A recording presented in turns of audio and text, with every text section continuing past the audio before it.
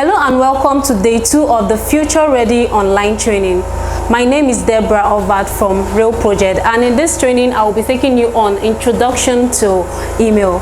And under introduction to email, we'll be looking at setting up an email, that's a Google account, understanding the email interface, which you'll be learning more about the email interface and what it's all about. And then we'll be moving to how to compose and send a mail. And lastly, on this section, we'll be going to how to create labels on your email account. Thank you very much for your time, and I will see you in the next section. Hello, in this practical class, I'm going to be showing you how to create a Gmail account. So to do this, all you need to do is come to this website here. Yeah, this is it, accounts.google.com/sign up. So this is where you can create your Gmail account. The first thing you want to do is fill in your name. You have to type in your name, and then your first name and your last name. Then the next thing you have here is your username. Okay, so you can pick a username for yourself. Just in case it's not available, you can pick something else. Okay, this is taken already, so you can decide to pick something else, right? Okay, so the next thing you want to do is type in your password, what you're going to use as your email password. Okay, so I'll be going down, and then once you're done filling all this information, the next thing you want to do is next. Okay, and now you have to input you have to choose a number that you want to use for verification, but I think that's optional now, so I'm just going to leave that blank. But then I'm going to add a recovery email just in case. Okay, I'm just going to add it. After inputting your email address, your recovery email address, which is optional, the next thing you have here is the date of birth. So you can include a date of birth here, pick a gender, and next. Right, agree to the terms to continue, so I'll enable you continue. Okay, continue with a new Chrome profile. No thanks. Right, okay, now our email has been created. As simple as that. That's just how to create your email, right? Okay, so now I'm going to my email inbox now, so I'm just going to click on Gmail to access my email inbox. Okay, now you can see my newly created email account. You can see there's nothing here, it's just newly created, right? I'm going to all mails now. You can see the only message here from Google community team. Right, so that's all for how to create a Gmail account. So now that we have our email created already, the next thing I want to show you is how to compose a message on your Gmail account.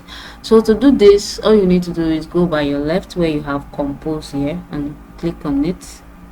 Or just in case your own is not here, wherever you're seeing compose on your desktop or your phone, just tap on it. Okay, you can actually do this with both your phone and a laptop. So wherever you see compose on your phone, just click on it, or your laptop, and then the first thing here is to now this particular place is where you will type your recipient email, who you are sending the email to.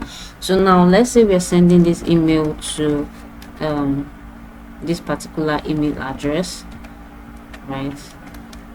So let's say we are sending here, and down here you have subject. Okay, so now subject, what do you want to tell this person? What do you want this person to see immediately they receive your email? Okay, let's say this is our subject, and now here is the body of your email. Here you can actually type whatever you want to tell this person. Okay, please take this seriously. Let's say this is the body of our email, and this is what we want to, the message we want to pass to the person. And now down here you can see send, you can see formatting options. So once you tap on it, you can see the formatting, the various formatting options here. So here you can see that you can actually format your email by bolding, changing the font, and underlining if you want, and doing other things, justifying, aligning left and right, and then adding bullet points. That is it for formatting. So the next thing you have here is attach file. Here you can actually attach a file to your email. With this you can add an attachment, a document to, or send a document to your receiver or your recipient. Yeah, okay. So now clicking on it, you see, okay, so here you have the option of selecting or attaching any document at all. When you select it, all you need to do is open to attach the particular file you want to send. You can see it's uploading now. Okay, so you can see the file has been attached. So here you have insert link, just in case you want to insert a link on your email. Let's say we want to insert a link on this text. All we need to do is highlight the text and then go to where we have insert link and click on it, and here we can actually input our link, right? So you can see the word you are attaching this link to. Once you're done typing the URL of your link, all you need to do is make sure you add the https, okay, or slash. Okay, let's say this is our website. Okay, so now once you're done typing the URL, the next thing you want to do is you can decide to send them to an web address or email address. Okay, so you can actually test this link if you want. Can actually test it. You can see it's taking us to a website, but this particular website is not functioning right now, so it won't open. Okay, you can send them to a website or whichever link you want to send them to, or an email address. All right, so once you you can see that this particular word is actually linked to a website. So here is insert file using Drive. You can insert a file using Drive, and then you can insert photo. Okay, once you are done formatting your email or adding whatsoever you want to add to your email, okay, there's something I want to show you before we can send our email. Now by your right here, you can see CC and BCC. With CC, which is a carbon copy, if you should click on this, you can see it's giving you an option to copy someone. So if you type another email there, it will actually send to the person, to this particular person, but then it will notify the person that this email was not only sent to you, but it was sent to someone else too. So you can see copy there. But once you use BCC, which is the blind copy, this person will not know this particular email was sent to someone else. They will only think this email was sent to them because they will not be seeing copy. Right, so that's the difference between CC and BCC. Now once you are done formatting your email, the next thing you want to do is come here to where you have send. Okay, you can see, you can schedule. You can see, once you click here, you can see that it's giving me an option to schedule. You can schedule the time you want to send your email, or if you don't want to schedule a time, you can decide to send it right away. Right, so that is all for how to I don't want to send this email, so I'm just going to close that that tab there. So now that's how to compose an email. Here on our screen, you can see by your left, you can see compose, which is the first, and then you can see inbox, you can see stirred messages, you can see snooze messages and snooze, and you can see sent. Here you can find your sent messages, just in case you have sent any message. So the next one is drafts, and then you have important, then you have charts, you have schedule, just in case you want to schedule an email, and then here you have all mails, right? And then you have spam, just in case a message was sent to you and it goes to spam. What you need to do is come to spam to check. Then you have bin. All deleted messages will be stored here for a particular period of time before it is permanently